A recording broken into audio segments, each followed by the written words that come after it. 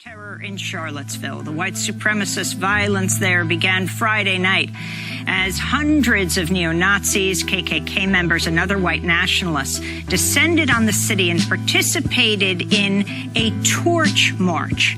Yes, burning torches in a surprise march across the University of Virginia campus, surrounded the statue of Thomas Jefferson on Friday night.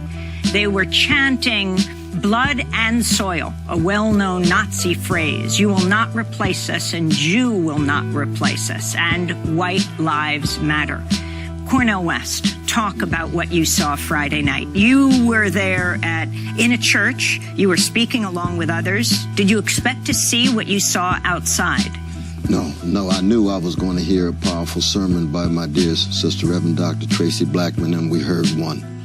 We heard poignant words by Professor Jelaine Smith, and I had a few things to say. It was a beautiful moment. All colors, all religious traditions, Muslims, Jews, Christians, black, white, red, indigenous peoples, and we should never downplay the vicious attack on gay brothers, lesbian sisters, bisexuals, and trans folk. That was part of the chanting that took place the next day. But what happened was they held us hostage in the church. We could not leave after the service because the torch march was threatening the people who were there. And so in that sense I said, boy, these neo-fascists, they're out of control. Where are the police?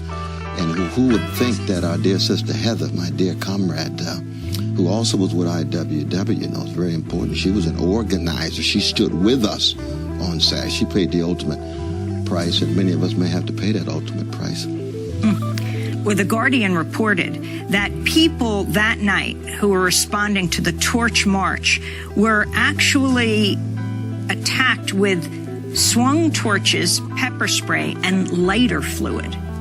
Absolutely. You had a number of the courageous students of all colors at the University of Virginia who were protesting against the neo-fascists themselves. The neo-fascists had their own ammunition, and this is very important to keep in mind because the police, for the most part, pulled back. The next day, for example, although the 20 of us who were standing, many of them clergy, we would have been crushed like cockroaches if it were not for the anarchists and the anti-fascists who approached over 350, and we just had 20, and we singing "This Little Light of Mine." You know what I mean? So that Antifa meaning anti-fascist. The anti-fascists, and the crucial role of the anarchists, because they saved our lives, actually. We would have been completely crushed, and I'll never forget that.